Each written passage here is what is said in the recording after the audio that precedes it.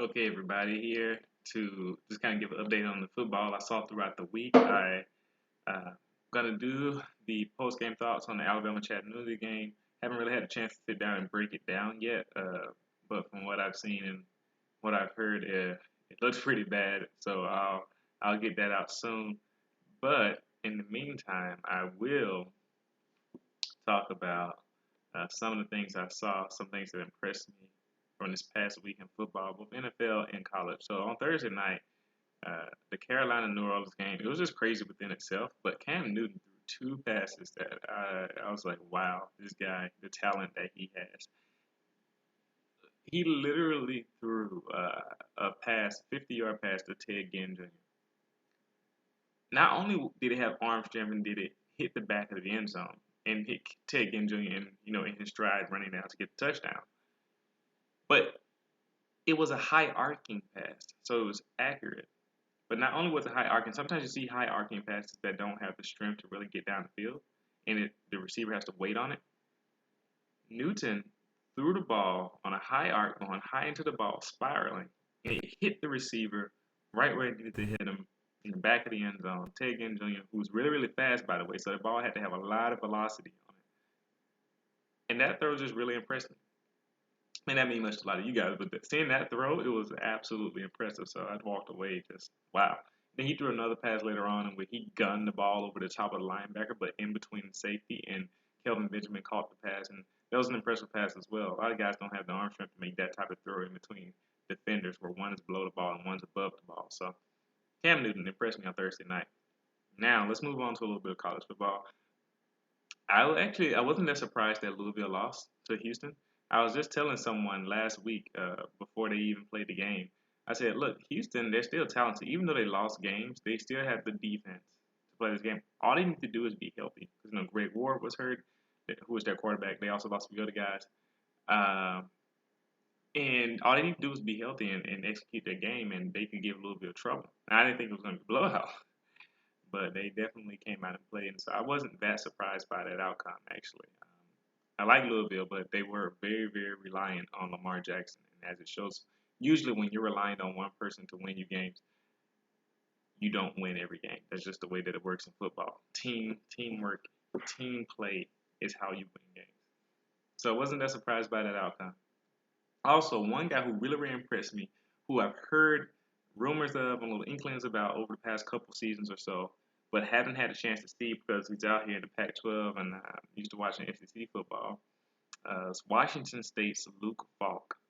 Man, this guy, and it's not just the number 4 that he wears, but he reminds me a lot of Derek Carr. Um, his ability to pass, just his pure passing ability is absolutely amazing. I saw him repeatedly hit throws that I'm like, man, this guy has the ability to be one of the best quarterbacks in the nation. And well, this is probably the ability to be the best quarterback in the nation.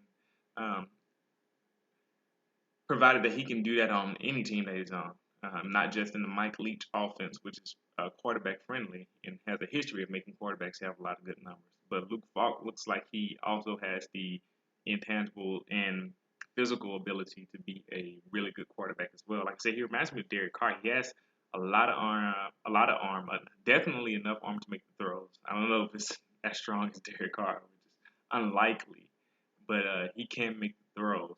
But what impressed me the most was his accuracy. There are just plenty of plays. I don't recall seeing him making receivers wait on the ball. There was one play in particular against this game they lost to Colorado, who played pretty well, by the way. Um, One pass I saw that he could have threw a little bit earlier is when he threw his receiver into the end zone, got the touchdown in between two guys. The receiver got popped a little bit. I think it was number 15. Uh, but he could have thrown it a little bit earlier, and the receiver would have been protected and wouldn't have had to take a hit. But he had enough arm strength to still get the ball in. So he basically threw the ball into 3 defenders. He had his receiver running the seam route. The cornerback was on his receiver to the right. Had another safety coming in to close in on the ball as it was thrown, and then he had a linebacker or whoever this was right underneath the coverage. So he had to throw the ball with enough velocity to get in between that space to where his receiver can catch the ball, but he had to throw it accurately enough to where the receiver was able to run to the ball and the receiver went up and got it, and he got hit because of just he was a tad bit late on that throw. But that shows off his ability to throw. As I was saying before, his pure passing skills seems to be pretty good. There was times where he threw these high arcing passes where I'm like, that ball's going to go out of bounds, or that ball's not going to hit anything, or that ball's going to get picked off. And I was wrong because the ball landed right in the receiver's hand. Breadbasket type of throw. It's some absolute. If you haven't seen Luke Falk, go and watch this guy right now. Because this is amazing. And even crazier part of that, a lot of these receivers were dropping balls too. I mean, they didn't drop. Okay, they dropped a few. They didn't drop, all of them, but there were a few plays where I'm like, ooh, that's a touchdown, or ooh, that's a touchdown. I think there were at least 2 or 3 times where the receiver dropped the ball. And I'm like, that's a touchdown because he threw the ball perfectly, where they were able to run in stride, and they would have been able to get into the end zone. And he just hit guys over and over and over again. Pretty good quarterback. I don't know how much of that is Mike Leach, and I don't know how much of that is him. And if you're not familiar with Mike Leach was the head coach of the Texas Tech when they had Graham Harrell and they had those big high-powered offenses. When they had Michael Crabtree, and they went 11-2 that year, and were in a national discussion for a few years. He was the head coach then, known for his pirate antics. Uh, but yeah, I don't know how much of it is Mike Leach, but I do know that he definitely has ability, and he can make some throws that will absolutely wow you. He's not just accurate; he has arm strength, and he seems to have a lot of poise too. So Luke Falk impressed me this past weekend. Take that. Also, Ohio State, they had another game where they didn't look that great. JT Barrett, I think he didn't even throw for 100 yards. It seems every time I watch them, he struggled. Every time I watch them, he struggled. I mean, they've blown out a few people, and it's because they have a lot of talented guys on their team. Um, but I'm not that impressed with their offense. I like Curtis Samuel, talented guy. Of course, they always got good skill position players, but J.C. Barrett seems to be struggling for some reason. Maybe some of you Ohio State fans can let me know why. Let me know what you think about it. But if he continues to play like that, there's no way they can beat Alabama. I don't think they would anyway, but me being an Alabama fan, but I don't see it. Not if they're going to play like that. Not if he's going to play like that, to say the least. Um, yeah, I'm trying to see. And going into more NFL from today, watching my Cowboys. Man, I got to say, I'm loving the success of my Cowboys. I'm hating that people will probably come out of the woodworks to say that they're Cowboys fans now because we're 9-1 and look really good. I'm like, great. Now people are gonna be jumping on the bandwagon. But I'm also really, really sad about the fact that uh, it's unfortunate that Tony Romo couldn't experience this team. There were a lot of times in his career with the Cowboys, and a lot of times that we were playing, uh, that he basically took a team that was below 500 and made them a 500 team because of what he brought to the team. He took incomplete teams and made them compete. A lot of people, they're going to bring up record in playoffs and success and all that, but as I told you guys before, I think it's not a good.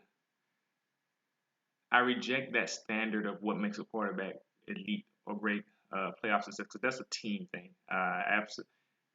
You do not win games unless you are a good team player. You may win a few games from a player making some individual plays here and there throughout the regular season and whatnot, but you do not have sustained success and win playoffs and get into the regular without good team play. And Tony Romo took a lot of teams that weren't playoff caliber and got them to the point of being able to compete for a playoff. And even when they got there, he did all that he could to get them there and compete.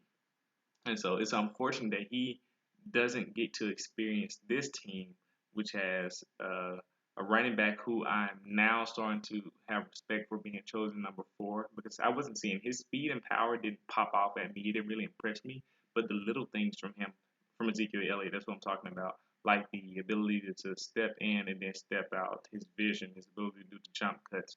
Those things are separating him from a lot of other backs. And so Tony Romo didn't get to experience that. This offensive line seems to be getting even better and posting their will on people. Des Bryant and Terrence Williams were both healthy together. Cole Beasley is coming around even more. In defense, finally, this is what makes this team so much better than previous teams. The defense, even without much of a pass rush, they're still doing their job well, making quarterbacks drive all the way down the field, making them take their time and basically putting pressure on the offense to produce. And it's working. It's working a lot because our offense can produce, and that puts the other team behind, and they have to do more. We just can play coverage. And our cornerbacks are playing great. Morris Claiborne, before he got injured, was playing fantastic. Anthony Brown, a rookie cornerback, is playing great. Brandon Carr has been playing well. Secondary, Byron Jones is not getting credit, but he's playing really great on tight ends and doing slot receivers. And even Jeff Heath, with in place of the injured Barry Church, is doing all right. And so this team is amazing. And we add in that Dak Prescott comes in and playing extremely well, and he's also benefiting from having a great team. Like I said, it's just unfortunate that Tony Romo didn't get to experience this. But I'm definitely happy for our team's success, and I'm looking for us to continue to go deep into the playoffs. So, yeah, that's my football talk for today. Be on the lookout for my post-game thoughts on Alabama Chattanooga. Let me know what you guys think, and see you next time.